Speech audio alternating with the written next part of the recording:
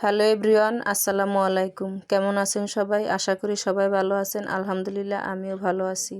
আজ তৈরি করব চিংড়ি শুটকির বালাচাও ভর্তা, সাথে ছিল বেগুন টমেটোর ভর্তা। এই জন্য আমি এখানে 200 গ্রাম চিংড়ি শুটকি নিয়েছি।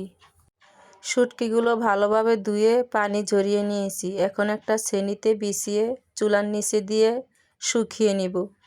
দেখতেই পারছেন শুটকিগুলো শুকিয়ে কত সুন্দর ঝরঝরা হয়ে গেছে।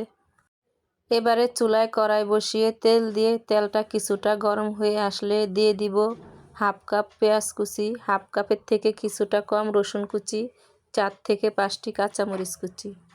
এখন পেঁয়াজ রসুন কাঁচামরিচগুলো লাল লাল করে ভেজে বেরেস্তা করে তুলে নিব।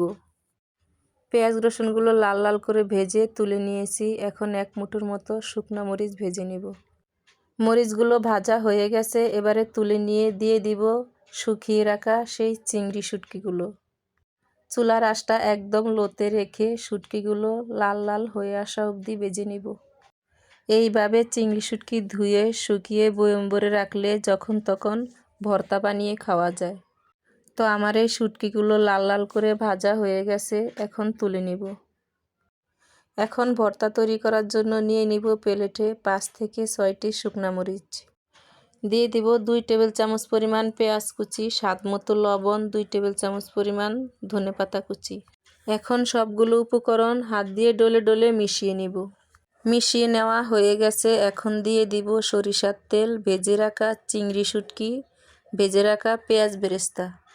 হাত দিয়ে ডলে ডলে মিশিয়ে নিলে তৈরি মজাদার বালাচাও ভর্তা। বালাচাও ভর্তা তৈরি করা হয়ে গেছে। এখন একটা বাটিতে তুলে নেব। এবারে তৈরি করব বেগুন টমেটোর ভর্তা। এই জন্য আমি আগে থেকে বেগুন টমেটোগুলোকে ভেজে নিয়েছি। এখন একটা প্লেটে দিয়ে দিব পেঁয়াজ কুচি, 4 থেকে 5টা শুকনা মরিচ, স্বাদ মতো লবণ। ভালোভাবে মিশিয়ে দিয়ে দিব ভেজে রাখা বেগুন টমেটো ধনেপাতা কুচি। এখন হাত দিয়ে ভালোভাবে মিশিয়ে দিয়ে দিব সরিষার তেল। তেল দিয়ে মিশিয়ে নিলে মজাদার বেগুন ভর্তাও তৈরি। তো আমার এই 2 পদের ভর্তার ভিডিও আপনাদের কেমন লাগলো কমেন্টে জানাবেন। আল্লাহ হাফেজ।